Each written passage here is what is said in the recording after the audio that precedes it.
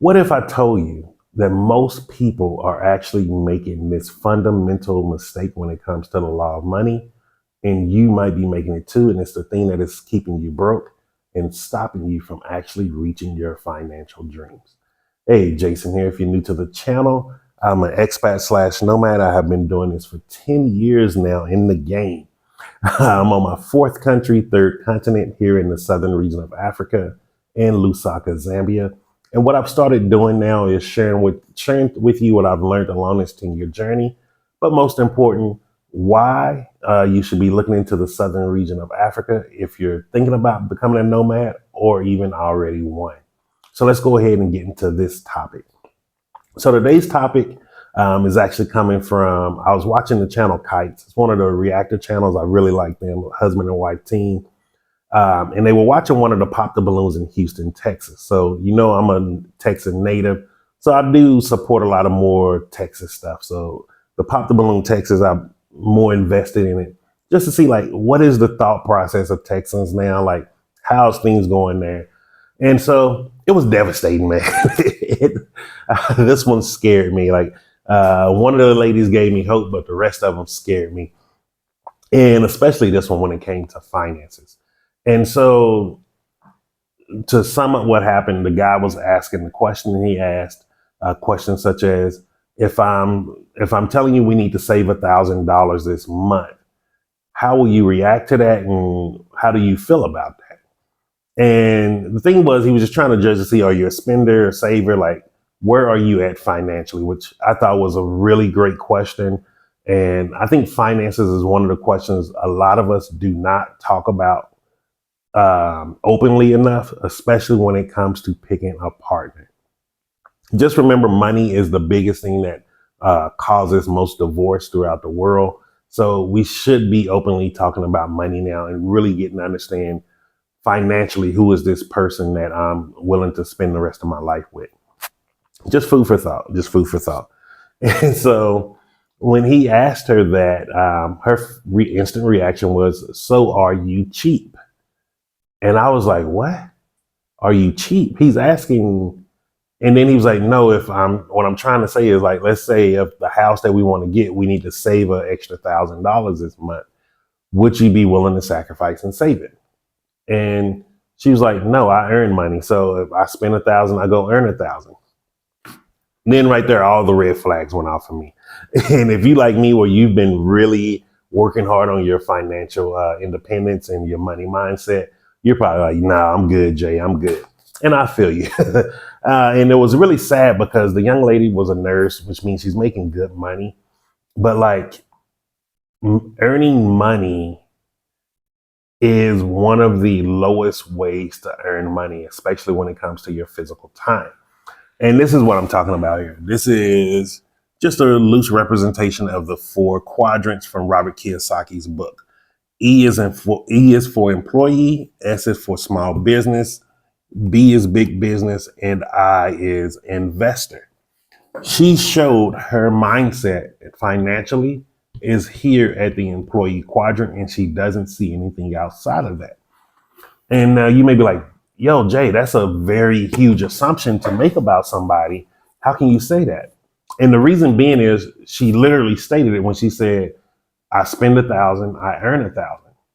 This is one of the laws of money that most people make, exchanging their time for money. Your physical time is finite. We all share the same amount of time, which is 24 hours in a day. That is all we all are given. We don't know how much or how little we get within our lifespan, but we are given 24 hours in a day. Now, while she's in her 30s, that exchanging her physical time for money is not that difficult. But what about when you're 40? What about 50, 60, 70? And if you live beyond 70, most people are not going to keep you around at 80. So now you're on a fixed retirement income.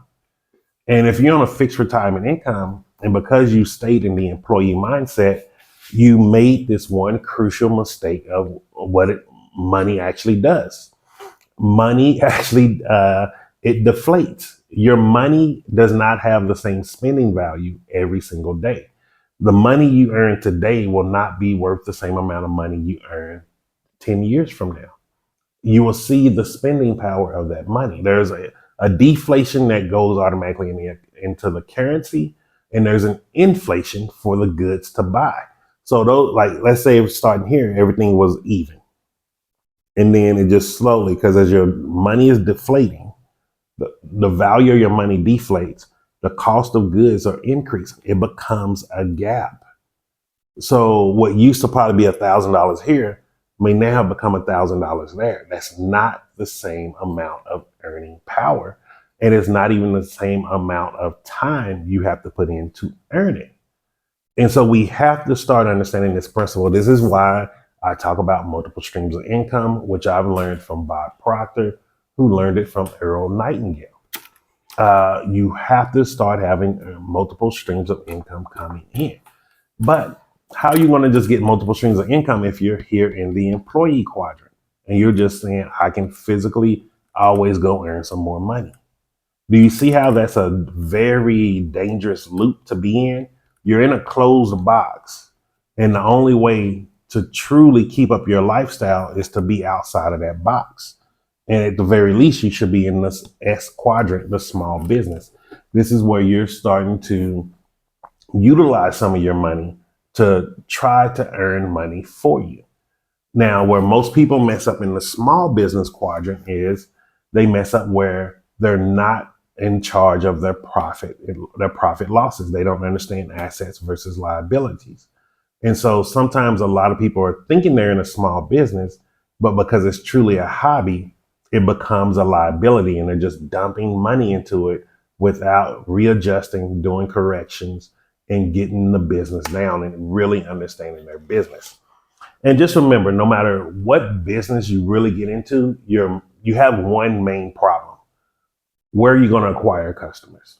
Customer acquisition and then customer retention.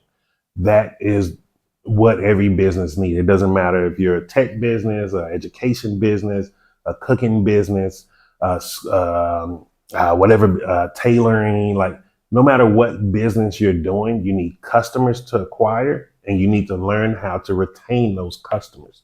That is what creates a cash flow within your business. Without customers, you don't have a business. And so just think about that for a second. Like, are you here in the E quadrant? Are you under the employee mindset? If so, just start reading the book Think and Grow Rich. There's various copies out there. There's a copy if you're a Black person. There's a copy for if you're a woman. Like if you don't want to read the original from Earl Nightingale, from Napoleon Hill, just get whichever re-edition of it that works for you. We have to stop making excuses of increasing our awareness and our knowledge. And we need to just start getting into action. There's no such thing as it's too late. There's no such thing as you're too old. I didn't start learning this well into my late 20s. That's when I really sat down and I was like, dude, I don't know finances. And I had to get my stuff together because I wasn't happy with the life that I was living.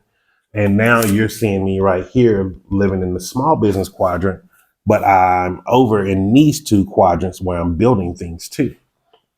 So you may be like, how are you in those two quadrants also? This is where I'm getting the land. Right now, so with the houses.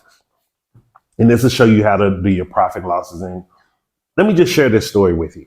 And I think this story will help you. Like, even me, there's things that I want that I don't give myself the gratification for getting. It doesn't make me cheap. I'm being smart. I'm playing the game of life. And so what I'm doing, I am just holding off instant gratification of buying something that I may want to bring me happiness for long-term gratification of my independence and my financial freedom. What do I mean? So like right now, like I want to get a PS5. I want to get a PlayStation 5. One, because of when the Grand Theft Auto comes out, I want to be one of the first ones playing it and shooting it. I think it'll just attract part of the audience on the channel. It's a way to grow the channel and just show some of my other interests. I do like gaming. I like the game. But also at the same time, I know I'm not going to get it for a few months now. And here's one of the reasons why, which is the currency. The US dollar has deflated, the kwacha has inflated. See what I'm talking about? This stuff all makes sense no matter where you are in the world. So because the US dollar is deflating internationally right now, its buying power is less. Things cost more even here.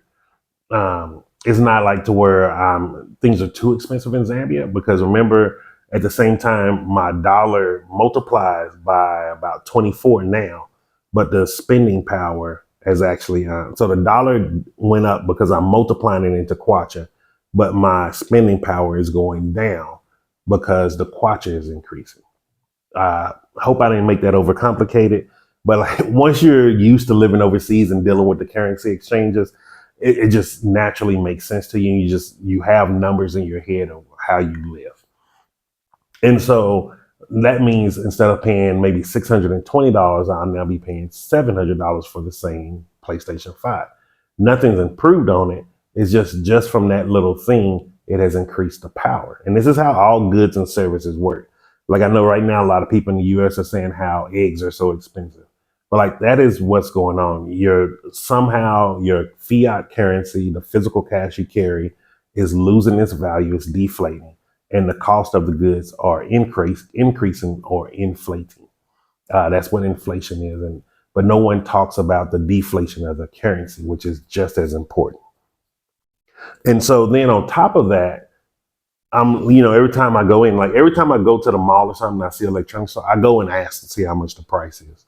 It's just one for me is doing something called activating my reticular activating center, which is I know that's something I want. So eventually I'm just programming it in there to where it'll start coming to me. That's a little bit advanced mind science. But if you want more videos about that, just let me know in the comments. Just put RAC in the comments and I'll talk more about it. I learned a lot of it through Tony Robbins programs. And so I'm doing that, but also every time I see the price, I'm asking myself, how many bags of cement or how many blocks of concrete could I have purchased to build one of my tiny homes? Because remember, I'm starting my tiny home project here in Zambia. And so that is always on the forefront of my mind. And so you see, that's where I'm asking myself different questions than the employee. I didn't ask myself, how can I go earn more money to replace what I paid for the PS5?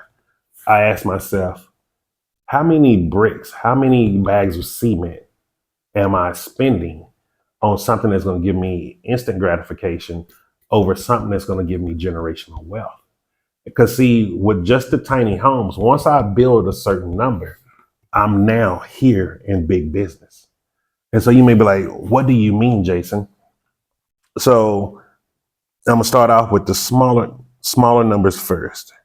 Let's say by 2027, I have 10 homes built. Of that 10 homes, each home is giving me 1,500 kwacha a month. Now, I'm using kwacha because I'm in a kwacha earning country. If you're in the US, use dollars. If you're in the UK, use pounds. If you're in the European Union, use euros. If you're in South Africa, use rand. Use your local currency because I want you to see how this works for just yourself. So with 10 homes and each one rented out, giving me 1,500 kwacha a month, that will be 15,000 kwacha. 1,500. Yeah, 1,500 kwacha each a month. But total, they will be bringing in 15,000 kwacha. Now, most people, when they're in a small business, they'll be eating that money right away. Like, oh, this is my money. No. And this is the reason why. This is how powerful this is once you self-discipline yourself from the E to the S, and then you move over to the left. Because if I just let that money accumulate, just in case there's any emergencies, anything I need to fix. So I'm not touching the money. I'm just putting it in an interest-bearing savings account that I can pull it out whenever I need to. And let's say just do that for 2 years. Or let's say 3 years. Oh, no. So that was 1 month. I missed my scientific calculators. So within 1 year, That would give me in 12 months, that's 180,000 kwacha. Remember, use your local currency. Now, you may be like, oh man, that's a lot of money to take out in a year. Yes, it is. But hold off. Self-discipline. Do not give yourself the instant gratification. Let's delay it even a little bit longer, because what if some prime land come up to where you can go get 100 hectares or something and you need 179,000 kwacha? It's January. Now, if you spent all of that money each and every month, you could have had the opportunity to get something that could have changed your life, but it didn't come through. So let's just wait 3 years. So 180,000 times 3, that is 540,000 kwacha in 3 years. We're talking about 36 months. In 36 months, you could have come up with over 500,000 kwacha. If you're using dollars, $500,000, rand, 500,000 rand. How would that change your life? Like, this is the things that we have to start looking at. How would that let you play at a bigger level? This is how you get into the BNI quadrant. You have to self-discipline yourself from instant gratification of spending to actually long-term general wealth gratification. This is the only way to get there. You are never going to get paid enough to get there. And if you're a business owner, let people know in the comments with this one. If you're a business owner, you're never going to pay your employees more than what the business allows. And this is where a lot of people, and I used to make this mistake myself working as an employee. Oh, why can't they give me more money? Oh, they're making this much money in. Why can't I get this much money? They're being greedy. It's not being greedy. It's the way business works. Business has overhead. Business has hidden cost. Like, there's so much upkeep to a business. Your permit fees, your taxes, your all of those things are important. If you have a certain number of employees, you need to be paying something for their retirement pension. Where does that money come from? It comes from the money that the business generates. And where do the money come from that you get paid from? It comes from the money that the business generates. So the business can't do a 50-50 profit sharing with you, and then you expect the business to make a profit. Plus it has to pay all these overhead, plus the taxes. Those things add up. And these are the things that school is not teaching us. Because yes, you can go and get a business degree, but guess what? It didn't show you how to actually run a business effectively.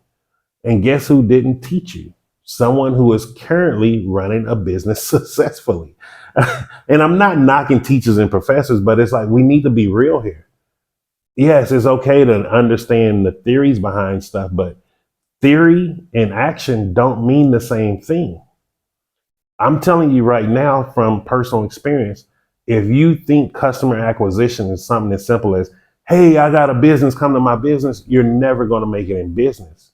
You have to learn how to speak psychologically. You have to learn how to appeal to your clients. You have to learn how to give bargain offers, giving them something more than they feel the value of the dollars in their hand. Those are the things that matter when it comes to customer acquisition. How do you keep customer retention? You keep people in an environment. You keep them in a hub that's keeping them happy. This is where you do email marketing. You may do things such as a weekly newsletter. Like, all of these things are things that you need in business. And fundamentally, school isn't teaching these things. Oh yeah, you need to get an LLC. You need to register your business name. That's basic stuff. Even doing the profit loss statements, yes, it's cool to learn how to fill out the sheets and everything, but guess what? You need sales to fill it out. You can use imaginary numbers all you want, but there's a difference when there's no money coming into your business and you have to start figuring out, hey, how am I going to pay my rent? It's not that simple opening up a business. This is why I'm a big fan of network marketing. And this is why I always tell people, like, get into network marketing. If you want to truly transition from the E to the S quadrant without too much stress, too much strain, get into a low entry cost network marketing company. This is where I was in companies such as Isogenics, Zija.